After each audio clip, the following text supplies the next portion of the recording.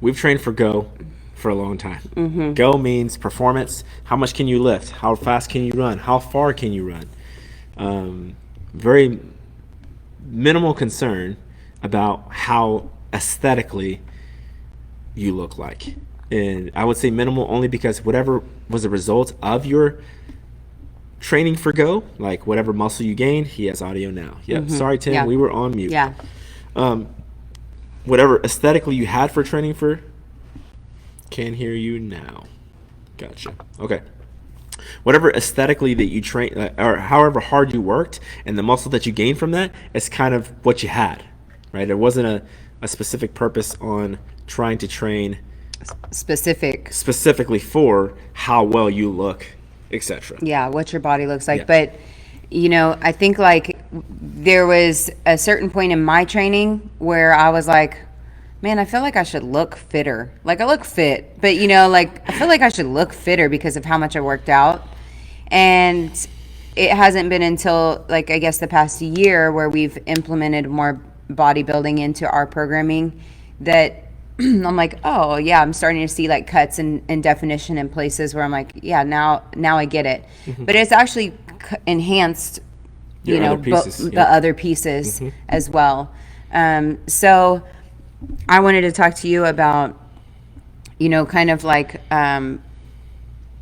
what made you decide to pull the trigger on making this your new goal? Sure. I think it really stems back to the marathon. I didn't want to do a marathon, but something about not doing something because fearfulness or being challenging was the piece that made me do the marathon. So the marathon was done strategically because it was a mental and physical challenge. And that's why I wanted to see if I could do it. Bodybuilding is supposed to be a step above that, and I can tell you so far, I'll just wait for a second on that, but the bodybuilding helped me go, well, what's the next challenge or what's the next thing? I didn't want to take the momentum that I experienced in my life going from the from the marathon was I just felt enhanced focus. It made me focus in other areas of my life and push harder in other areas of my life and really say yes to more things. And so I looked at that and said, okay, well, how can I carry this momentum? What is the next physical challenge that I can use to be a mental challenge and something that'll take it to the next level? And bodybuilding was that answer for me. And so that's where I've kind of taken it now is I've hired a coach who is very experienced in preparing people for bodybuilding shows and all levels of competition where they were just looking for lifestyle, right? They would just want to maintain a certain weight or trying to get to the leanest bodies possible within a certain time frame. Well, I just want to like point out really quick that we always preach to you guys if you you know, are struggling in any certain area, whether it be your fitness or your nutrition or the way that you look or you're not reaching a goal or whatever, we always tell you guys to hire a coach. And obviously, like, we're walking examples of that. This is, you know, something that we're knowledgeable in, but not, you know, we're not experts in the area. So, you know, if I want an adjustment, I don't go to Kadimah and say, hey, you probably know quite a lot about this. Can you adjust my herniated discs in my neck? I got it. You ready? Yeah. You ready? No. But yeah, so I think it's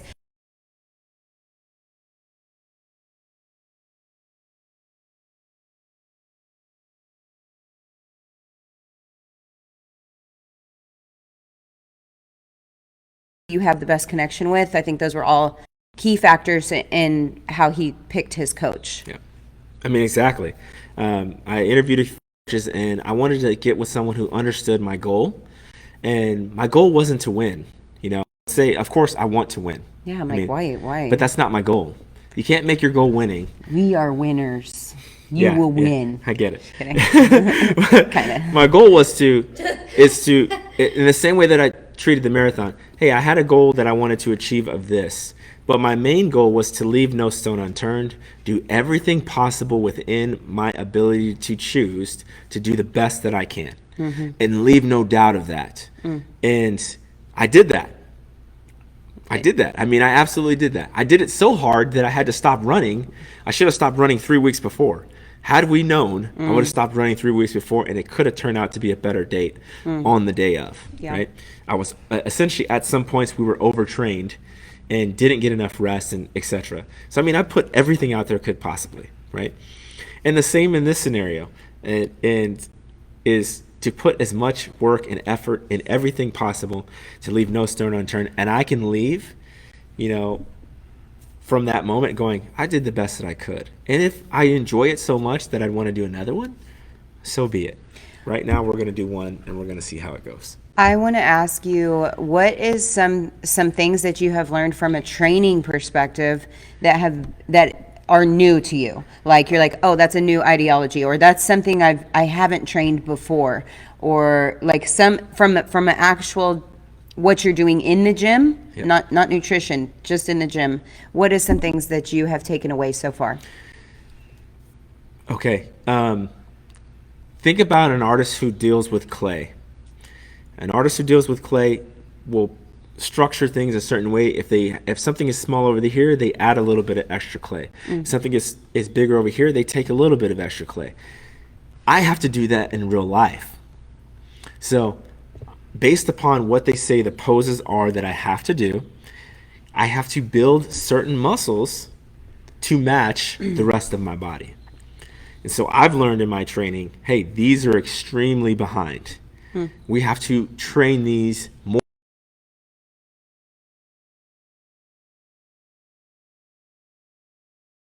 I don't have the eye to see what they see. Yeah. And did they choose your poses for you? So far, no. Oh my gosh. We're here. Oh, the internet, man. Okay. I So, was about to lose my mind, y'all, right here on live. all right. So, Don't you go out, internet. the bodybuilding judging, there's a pre-judging show. They make up a lot of decisions of where they're placing. It's not the final places, but they automatically place you in a certain place. Like, okay, I think he was third based upon the mandatory poses. So individually, you step up on stage. They have 8 mandatory poses that you have to do. And so everybody does them at the same time? Everybody does them. Individually first. Okay. And then later on, And then they bring everybody up to stage and compare them at the same time. Yeah, because I bet a lot of our people have probably never been to a bodybuilding show. Right. So I mean, you might have like seen pictures on the gram or on the books. Yep. So you go through, you do a prejudging, right? And after you do the prejudging, they allot some time. Judges come up with their scores. You'll get a score, and typically it'll be updated, and you'll know kind of where you stand. The internet, I don't know what's going on. Is it still on? Okay. I know. The Instagram. We're just gonna keep going. If when you're on the stage and they determine what that is, after you get your score back, your coach has to make on time or right time adjustments right then and there. It could be, hey, we're going to pump some more carbs into you. You need more carbs.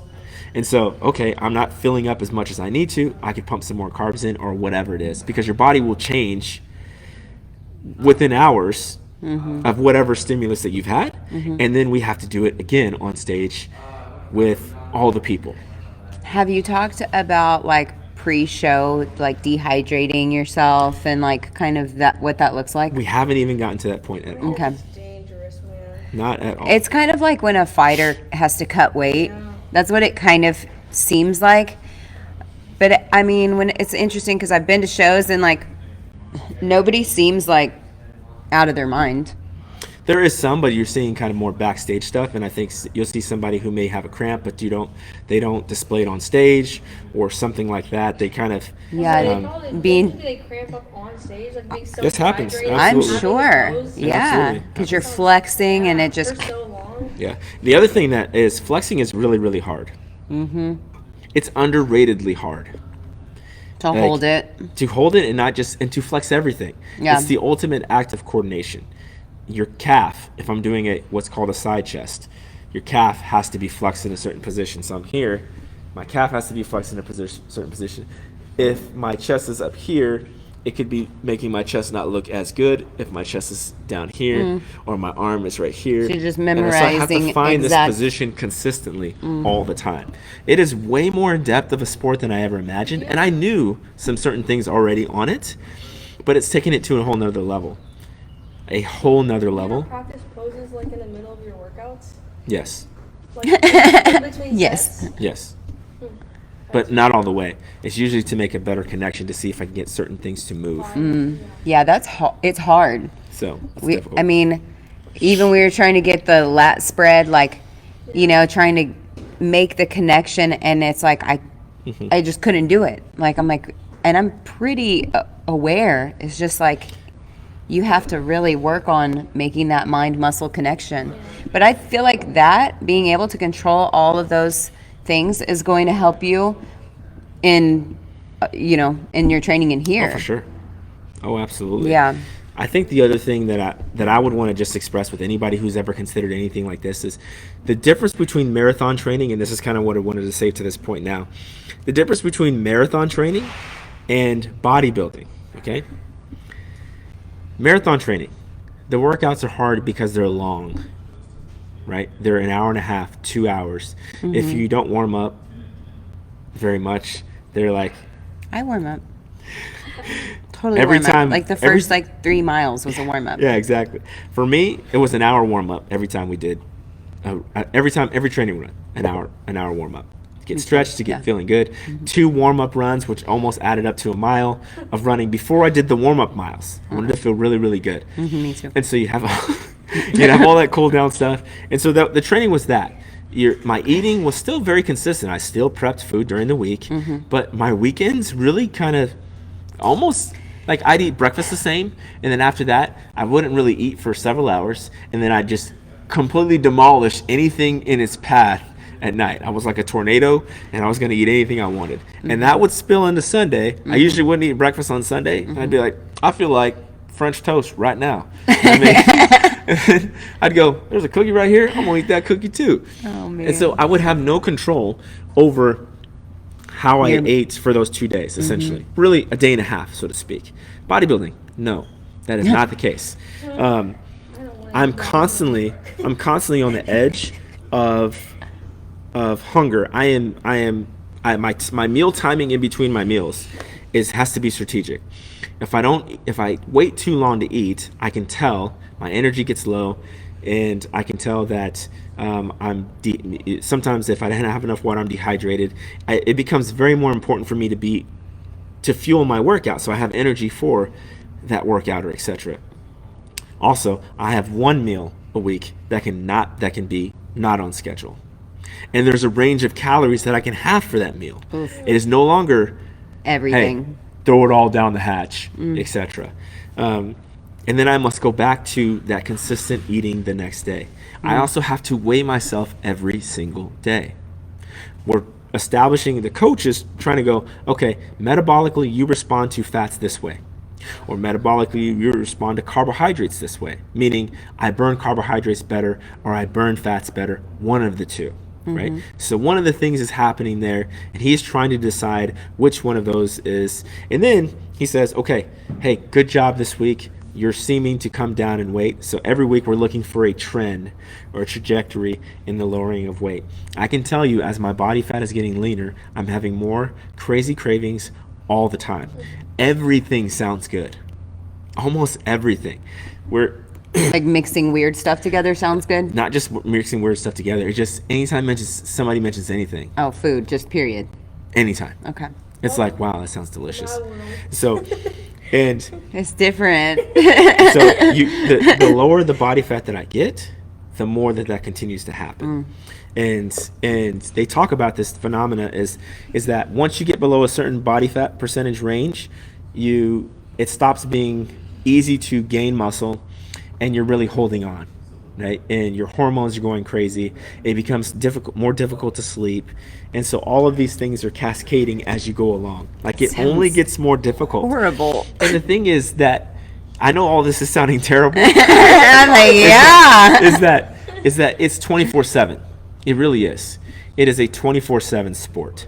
There is not a day off when you're going into competition season. And the thing is, it's not like I cut for 5 weeks and I'm there for a bodybuilding show. No, this has been, at the time of the show, I will have been cutting for 20 weeks. Very slowly, because it's not until September, but very slowly, but I've been cutting for 20 weeks. Now, because we live pretty regimented and disciplined lives, we usually do a cardio session and some type of lifting in the afternoon. We try to spread that out. I've been given a little leeway and freedom to handle my cardiovascular training the way that I want to, right? So I get some freedom in that, but there's going to come a point when it is regimented because my body fat's really low and I'm going to have to be doing a treadmill or a step mill or something like this for 45 or 50 minutes to burn those calories in the day, and then have regimented calories and certain things the rest of the day. The other thing, when you're doing marathon training and we're doing our calories and stuff, and we're doing our stuff, I would never measure the vegetables.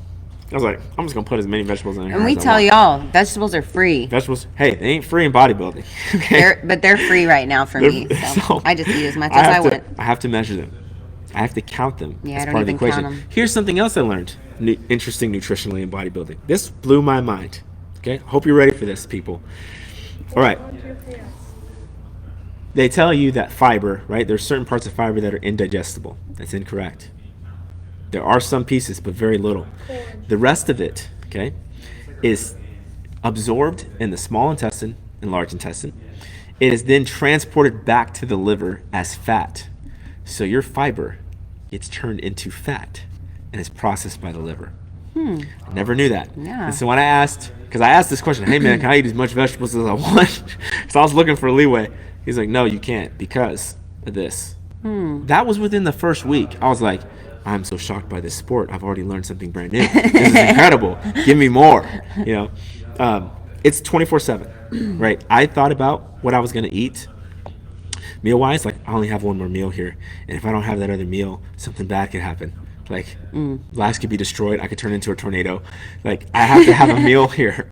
It's just been way more in depth. Yeah. It's way more focused, and it makes me take time to check my emotions and go, am I hungry? Am I thirsty? What is going on? So I'm more cognizant of myself. I think this is great in any capacity because I would say when we talk about, she's very in touch with her emotions, and so much so that she can check with others. She's an empath. So the energy that she feels from others, she can gather that energy, and she knows before you know. And just ask her. She always knows before I know. But this has made me have to stop and assess on a continual basis. This is the things that I would say are the intangibles that are the fun for me, is figuring out these little things, because that's really what I wanted, was a mental challenge as well as a physical challenge. And I'm getting that so far, so it's already met my expectations in some ways already. And as I anticipate getting lower and lower in body fat, and the stress continues to rise and all those things happen, I look forward to what the process is going to bring. Did your coach tell you like how low he would like you to sit at on stage? No, he's very much like, hey, you're doing really well right now. We're seeing a trajectory. We don't need to change your calories. We're just going to keep on going. He gives me the sure information. there's not like a number goal because they're also trying to figure out like which he's able to process and burn, and you know, so there's like, it's kind of like trial and error and testing until that's why that makes sense though, because that's why repetition, or bodybuilders that compete multiple times, it's like you see them from their year 1 versus their year 5. It's like they've got it so dialed in on what works for their body. Yes. That it's just they get better and better and better. So do you find marathon training harder or bodybuilding harder? Bodybuilding's harder. It's 24/7. There's no mental break. Yeah. If you're eating, you're bodybuilding. Are you allowed to, because I'm sure a hard part of sleeping is because you don't have enough calories, right? You're not having as many carbs, so it's harder to sleep whenever you're hungry. Are you allowed to take any like CBD, melatonin, anything like that? I have not asked. I imagine so, but I have not asked. And I haven't needed it. I've been able to sleep just like normal. Do you so eat far. a meal right before you go to bed, or you? Yeah. Here's my favorite thing right now. It's not a fat meal. It is. A fat meal in your diet. It's pudding. It's sugar-free pudding. Right now, the best ones that I like, since we're talking about this, is white chocolate. He's hungry. White chocolate pudding, vanilla pudding, or cheesecake. Those three And then I figured out yesterday I that love a cup of cheesecake. strawberries is only 50 calories. So I put almost 2 cups of strawberries in there. So it's like 250 grams of strawberries. So it is big and voluminous. What And I about get to eat that. watermelon? Yeah, but I'm just too lazy for that. Strawberries are easier and faster. No, yeah, I just didn't know. Like, it seems Yeah, like watermelon's low too. strawberries, blueberries, and watermelon are probably your best 3. Yep. Yeah. Blueberries I've been eating for the last 3 or 4 weeks. Yeah, he's So- been eating frozen blueberries. Yeah. My teeth can't do it. love it. It's too cold. I hear they're pretty delicious. So good. Man.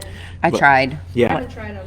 cold. It's way more technical. It's way more difficult in terms of those things than you would necessarily think. Like, you think it's just you lift, you gain muscle, you cut some water, and then you go on stage. Way different. And the thing is, if it illustrates anything, it's the process of stacking little wins on top of each other. If I cheat, which I'll go ahead and tell you this cheat story here. I love it. So on Let's go to a couple Crumble. Saturdays, or no, yeah, it was a Saturday. Went to a winery. Okay, at the winery, I was like, we're trying every wine. We tried every wine, all 12. Were you wasted? Dehydrated. No, because it was only like little shots. I like know, this. but I mean, No, I don't, wasn't, actually. don't really drink. I know. So, So I wasn't though. except for that one day. Yeah. So 12 of those wines, tried them all, and then we had a cheese tray with a bunch of cheese, and I don't eat cheese either, so you can imagine how that went. And then Hydrated, You- drunk, you- and have to poop. Did you, I had take lots your of- lactate? I took lots of them. Yeah, And I then figured. another Old tray. man. What an old man. I'm going to call you Grandpa. That's fine. Pappy. That's fine. And then another tray Happy of like K. meat, pulled pork, and all this other stuff. Ate all this stuff, right? We leave there, and it was just enough food to keep you like satisfied. I was still like hungry, so I'm driving. I'm like, oh, I need to get some gas. I'm like, what better place to stop for get gas, except for Buc-ee's? I stop at Buc-ee's, and I'm like, I start smelling everything in there. I get How every. did you, hold on, I pause. get. You have to get gas and you smell everything in there. You had to. I walked in. I was like, you can go in because we're at Buc-ee's. You gotta go in. I go on Buc-ee's. I get every barbecue sandwich. Eat every single one. Really? Yeah. Yeah. So, the- did you just totally just go off the rails that day? Yeah. I'm not done yet. Oh, okay. I'm not done. How Leave many there. sandwiches was that? So we got 3 out of the 4. Okay. We got 3 out of the 4. So 3 sandwiches. Okay. Yeah. Kendall only ate like a third of the brisket sandwich, and I ate the rest of her brisket sandwich, and a sausage sandwich, and a pulled pork sandwich. Yeah. Ate all those. But that's No, not that all. does sound That's fire. not all. Went to Mad Mike's. Oh yeah, we went there. After that- Yeah, we Fire. went there. Fire. It I got was 4 really ice. I good. got 4 Scoops? different flavors. Not 4 scoops, just Oh. 2 scoops, but 4 different flavors. How do they do that? I just asked them. I said, "Hey, I want 2 Really? scoops." Yeah, they'll They do it. do that? Yeah. I feel robbed right now. What? I feel totally robbed. Right I now. did too.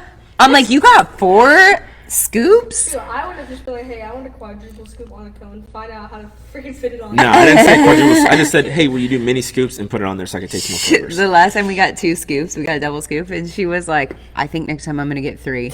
I was in the car finishing my cone. I was like, yeah, I knew I should have got a triple.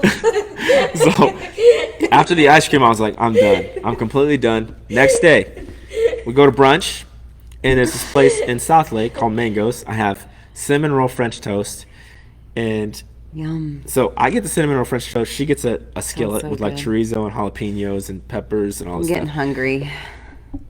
She's like, "Hey, I don't really want this whole thing. You know, you can just have the rest." She eats a little bit of it. Kendall, what's wrong with you? Eat your food, girl. So I'm like, "Yeah, she can have some this French toast, etc." She's like, Right, "What kind of problem. toast do you want?" I'm like, "No, I don't want toast. I want a biscuit." So I get the biscuit. I eat the biscuit, the rest of the cinnamon roll French toast, and the skillet. This is Sunday. This is after Saturday. Yeah. Later on in the afternoon, tear up some barbecue, and I mean tear it up. I have everything that has barbecue. Every side has cheese in it: blue cheese, coleslaw, macaroni and cheese. You name it, I ate it. Love mac okay? and cheese, man. After all that, the next morning, so started that weekend, I was 225 or 224. I woke up on Monday, I was 231.2 after those 2 days. I'll go hard in the It took a whole week. It took the whole week for me to get back down to 225. The whole week. And I it's- mean, it's- of like extra cardio, extra everything. Yeah. And I was like, But was you it know, worth it just, I mean, it was. Yeah. But here's the thing that I realized was how crucial it is for me to be so consistent. And we often think that we're being consistent, and we don't really realize how well we are until we have to report it. Because I have to report my macros every day. What the carbs, fats, proteins, etc. that I You ended usually up eat the at. same thing though every day, right? True, but there's some fluctuation there. Like I ate If you run out of strawberries instead something, blueberries, or or something else. I yeah, needed just to a change small something. switch. Yeah. So it happens day to day, but you're still aware of, even though you're consistent in your food, how much water you drink. Maybe you put a little extra salt in this. Maybe you didn't. Maybe your sleep was different, and you realize how much your weight fluctuates. And so it's I'm sure it's not something that you ask about because you're not a woman, but I would be curious to know, like, do the coaches help women like while they're on their cycle and like Absolutely. they're changing their? I would Absolutely. I would imagine that Yeah. calories probably change. Oh, it's so interesting as you get closer and closer to time. If you are a person that stores like because the requirements for men and women on stage, and depending on what class they're in or what competition they're doing, Right. will require different things. So it's really amazing so far at what I've discovered. Do in you this think process. that you're going to do this after? Do you think you're going to do it again? I mean, so far, besides the constant hunger and the unknown of how hungry I'm going to be when I get down to that percentage, I like it so far. How many calories are you on a day? 2,800. Whoa. Yeah, Man. exactly. That's like, how many were you on during marathon training? 3,400, 3,500. Lord. And I wasn't counting vegetables, and I wasn't really counting sauces, so I was probably closer to More. 4,000. Yeah. Yeah, that's a big deficit. It's a big dip. Yeah, big dip. Big dip. Yeah, Well- I think I could talk about this forever. I'm really enjoying it, and I'm learning more things. It's also made me look for how can I find a minuscule edge, like in my supplements. What can I be doing that can help in aiding fat loss or helping my body process stuff more? So you're just looking for tiny little edges and tiny little things to help consistently along Have you the started way. like peppering everything? No, not everything. No. Look, there you go. Okay. Pepper everything. Yep. Cool. Well, thank you Yeah. for sharing. Well, we're gonna definitely check back in with you In a month, when on. I'm more fatigued. Yeah, we'll see. Like, Everything's If he going looks- great. I really love this process. You should do body weighing. Everyone should do it. we're so energized. You're like, I just said mistake. I'm like, did you say steak? I'm really hungry. No, I love it so much. We're gonna catch Kadimah having to drink a couple no-cos during the day whenever he gets to the cut. Oh, it's caffeine for sure. Yeah. Oh, He yeah. has to be on a caffeine high like Emily. Yeah, it's going to be good. Nitro cold brew and a no-co. It's going to be real good. Yeah, I'm definitely going to Starbucks today too. That sounds good. We'll, Awesome. we'll get a coffee. Yeah.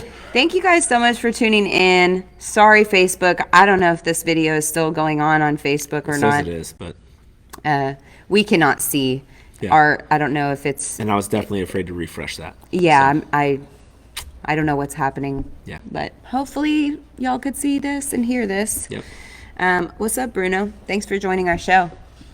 Yes. Yeah. I guess next week we're going to talk about, it's summertime, talk about vitamin D, why you should be taking it or not should be taking it, what things it could be causing. It'll be fun, informational, and you're definitely going to want to hear that. Cool. Thank you guys. We'll see you. I'm Kadimah. I'm Casey. I'll see you next week. Peace. Oh my gosh, I think So it's going great. so bad. Oh, Okay. Maybe we just can't see ourselves. I don't know.